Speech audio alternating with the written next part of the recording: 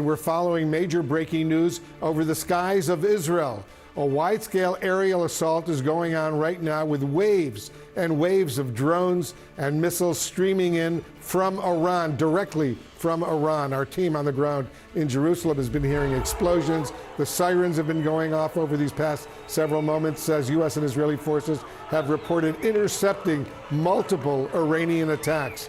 But we still do not know what the ultimate impact of this latest Iranian barrage will be, not the immediate damage inside Israel, nor the response that it might bring next from the Israeli military. Our reporters and analysts are covering all of this. We have reporters everywhere watching all of this unfold. I want to go right to our chief international correspondent, Clarissa Ward. She's joining us from Tel Aviv. Clarissa, we heard the sirens going off. We saw the rockets being intercepted by the Iron Dome over Jerusalem. What are you seeing over Tel Aviv, the largest city in Israel? Well, we had been hearing, Wolf, a lot of jets in the sky. It is quieter now. People are bracing themselves for ongoing waves of drones and missiles and intercepts potentially going throughout the night. A lot of concern as to what this portends. People really, I think, just taking in these extraordinary images that we're seeing, particularly over Jerusalem, of those intercepts, over the Al-Aqsa Mosque itself, one of the holiest sites in Islam, and trying to grapple with what this portends for the region more broadly. We are expecting to hear from the IDF spokesperson, Rear Admiral Daniel Hagari, any moment now.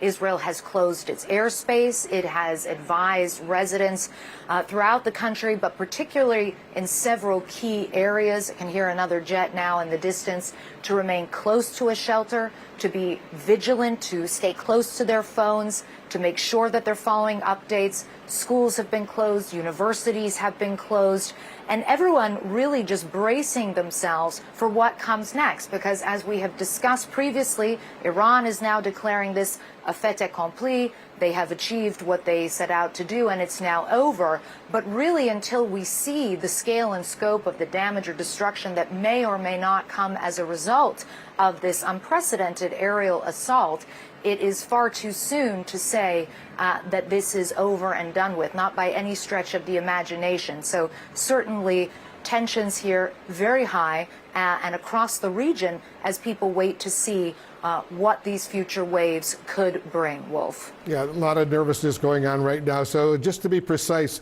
I take it that Ben Gurion Airport, international flights in and out of Ben Gurion Airport outside of Tel Aviv is now shut down. Is that right?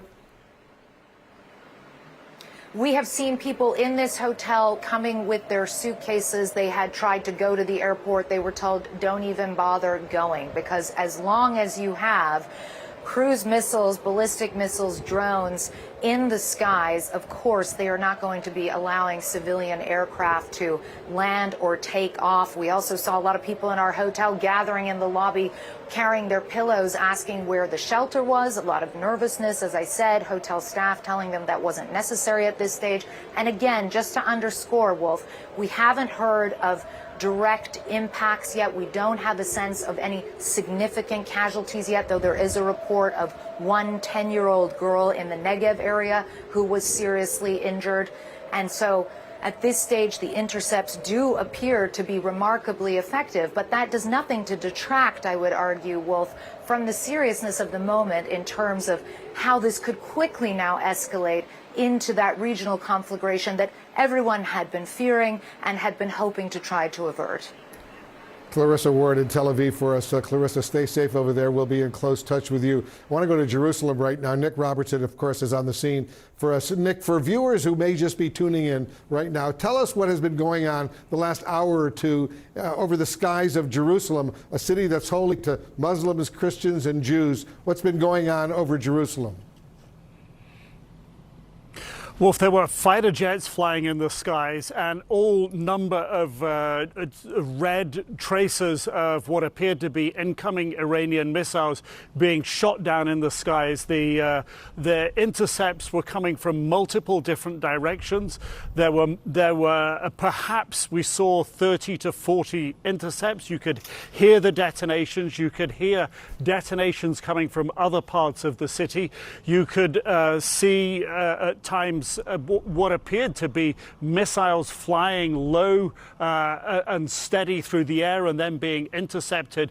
It appeared that fighter jets were doing much of the intercepts that were ongoing, but there did sound like the detonations of Iron Dome type intercepts going on in the background. I'm hearing jets above, but there were some very loud detonations and of course the sound of sirens, and you could hear on the streets as well the sound of people panicking when all of this was happening. Now, there have been no indications we've had so far that despite all those intercepts above this densely populated city that has both Jewish populations, Arab populations here as well, that there were no casualties that we're aware of so far. Of course, the IDF spokesman will be bringing an update on that. But I think one thing that I'm reflecting on now, Wolf, of course, we've all been here. We've spoken over the many months now since Hamas's horrendous and horrific October the 7th attacks, and how shocked Israelis are and how traumatized many of them still are,